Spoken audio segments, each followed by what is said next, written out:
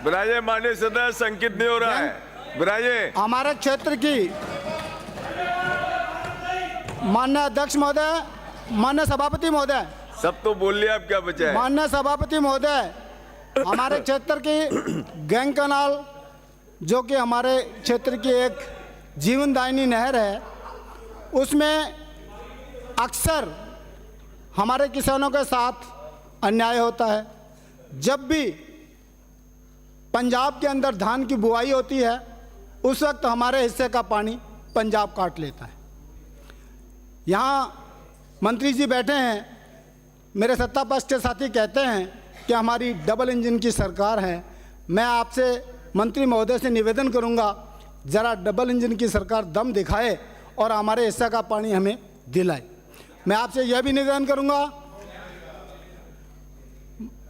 माननीय सभापति महोदय, हमारे घग्गर नदी का राइस बेल्ट जो धान की फसल बुआई करता है, उसको बरसात के समय में पानी की मार पड़ती है। किसान धान की फसल की बुआई का खर्च भी उठा लेता है और उनकी फसल पानी के बिना बर्बाद हो जाती है। तो मैं आपसे निवेदन करूंगा कि बरसात के दिनों में घग्गर का जो पानी है पीछे लोहगढ़ के अंदर और उससे आगे के जो बांध बने हुए हैं, उनके जो रोकने के पानी के तरीके हैं, उनको हटाकर हमारे टेल क्षेत्र पाकिस्तान की बॉर्डर तक घग्गर नदी जाती है, वहाँ पानी पूरा दिया जाए। माननीय सभापति महोदय, मैं आपसे एक ये भी निवेदन करूँगा कि गैंग कनाल के अंदर सीएडी के द्वारा जो खाड़े बनाए जा रहे थे, वो पिछले केंद्र सरकार ने अपना हिस्सा न देकर और उन खाड़ों को बनाना बंद कर दिया। विगत माननीय अशोक जी की सरकार ने एक एमओयू के लिए प्रस्ताव भेजा केंद्र सरकार को कि भी ये खाड़े पुनः चालू किए जाएं। तो मैं माननीय सभापति महोदय, आपके माध्यम से मंत्री जी से निवेदन करूंगा कि आप इस एमओयू को शीघ्र करके और उन किसानों के सीएडी में खड़े बनवाएं। माननीय सभापति महोदय, मैं आपके माध्यम से घग्गर नदी क्षेत्र में बहुत से ऐसे पुल हैं, जब भी घग्गर नदी आती है तो गांव का कनेक्शन जो है, गांव का जो संबंध है वो शहरों से कट जाता है। बच्चे स्कूल नहीं जा पाते, उनका ज़्यादा बड़ा बजट भी नहीं है, बस 2-4 करोड़ रुपए का बजट है। 2-4 पुल हैं, जैसे मैं आपको एक पुल की बात करता हूँ, 91 GB जो पाकिस्तान के बॉर्डर पे है। 10 गांव एक तरफ आते हैं और एक तरफ शहर आ जाता है। 4 महीने तक अगर घग्गर नदी चलती है तो बच्चे स्कूल नहीं जा पाते और वहाँ के किसान जो है अपनी फसल लेके शहर नहीं जा पाते। तो मैं माननीय मंत्री महोदय से ये भी निवेदन करूँगा आपके माध्यम से कि वहाँ घग्गर नदी के पुल का प्रोजेक्ट बना के, ज़्यादा लंबा चौड़ा खर्च नहीं है, मात्र करोड़ रुपए के आसपास बैठता है। तो मैं आपसे निवेदन करूँगा उस घग्गर नदी के पुल को बनाया जाए। और मैं आपसे ये भी निवेदन करूँगा कि हमारे रायसेन विधानसभा क्षेत्र के पास में सूरतगढ़ विधानसभा क्षेत्र है, वहाँ केंद्र सरकार का बीज निगम का एक फार्म है, हज़ारों बीघा ज़मीन उनके पास है और घग्गर नदी का जब भी पानी आता है तो वो उसको रोक लेते हैं।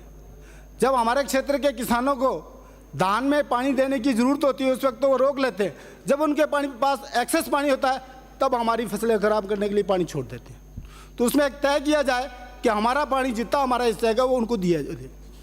मैं आपसे ये भी निवेदन करूँगा, कृषि यंत्रों और डिग्गियों पे जो सब्सिडी दे रहे हैं बहुत कम है। लागत आज से 10 साल पहले वही सब्सिडी थी, आज लागत बढ़ चुकी है।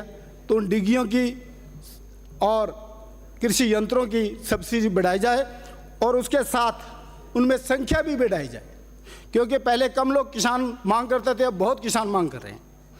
माननीय सभापति महोदय, मैं आपके माध्यम से यह निवेदन करूंगा कि हमारे क्षेत्र के अंदर इस वक्त नरमे की फसल के अंदर लाल सुंडी का प्रकोप चल रहा है और उससे किसान की नरमे की फसल बर्बाद हो चुकी है।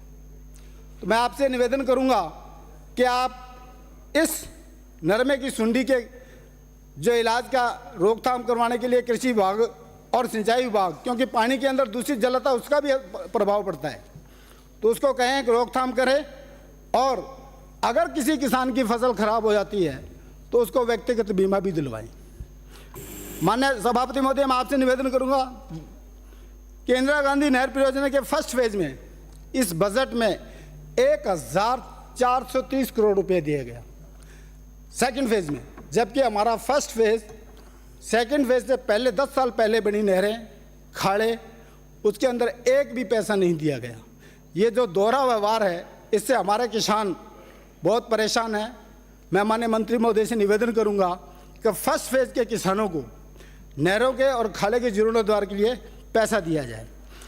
वन विभाग में माननीय सभापति महोदय आपके माध्यम से निवेदन करूंगा कि हमारे विधानसभा क्षेत्र के अंदर आए दिन हिरणों के शिकार हो रहे हैं और लोगों में बहुत बड़ा आक्रोश है। उस पर कोई स्थायी व्यवस्था नहीं की जा रही, शिकारियों को पकड़ा नहीं जा रहा। इस कारण से हमारे वहाँ के लोग बहुत परेशान हैं। मैं आपसे निवेदन करूंगा कि उन शिकारी को, और अगर पकड़ा भी जाता है तो वन विभाग ऐसे लोगों को पकड़ते हैं जो बेचारे छोटे छोटे लोग होते हैं, नाक शिकार करते हैं, उनको पकड़ के फंसा देते हैं। मैं आपसे निवेदन करूंगा कि वन विभाग के अंदर एक जूली फ्लोरा खरपतवार है जो सड़कों के किनारे और नहरों के किनारे बहुत ज़्यादा है। आए दिन एक्सीडेंट का कारण बनते हैं, नहरों में उनकी झाड़ियाँ जाने से नहरें टूटनी है।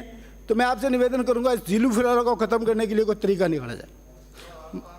माननीय सभापति महोदय, आपसे निवेदन करूंगा कि नहरों के किनारे जो पेड़ वन विभाग के लगे हुए वो काटते हैं परिपक्व होने के बाद, और उसका माननीय अध्यक्ष सभापति महोदय 1 मिनट, जो वन विभाग के पेड़ काटे जाते हैं उसकी जो छोटी छोटी टहनियां वो वहीं छोड़ दी जाती हैं, पेड़ उठा लिए जाते हैं। बस 1 सेकंड। वन विभाग को तो रेवेन्यू आता है, 1 सेकंड, परंतु जो किसान है उनकी नहरें बंद होती है। ज्यादा नहीं कहते, आपसे निवेदन करूंगा कि इस पेड़ों के लिए जो टहनियां हैं उनको भी उठाने की व्यवस्था करवाएं।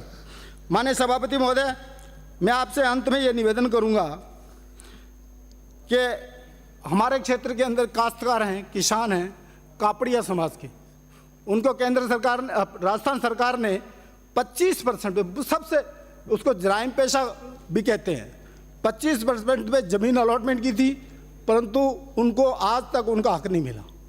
तो मेरा निवेदन है कि आप उनको वो हक दिलाएं। धन्यवाद। जय हिंद, जय कांग्रेस।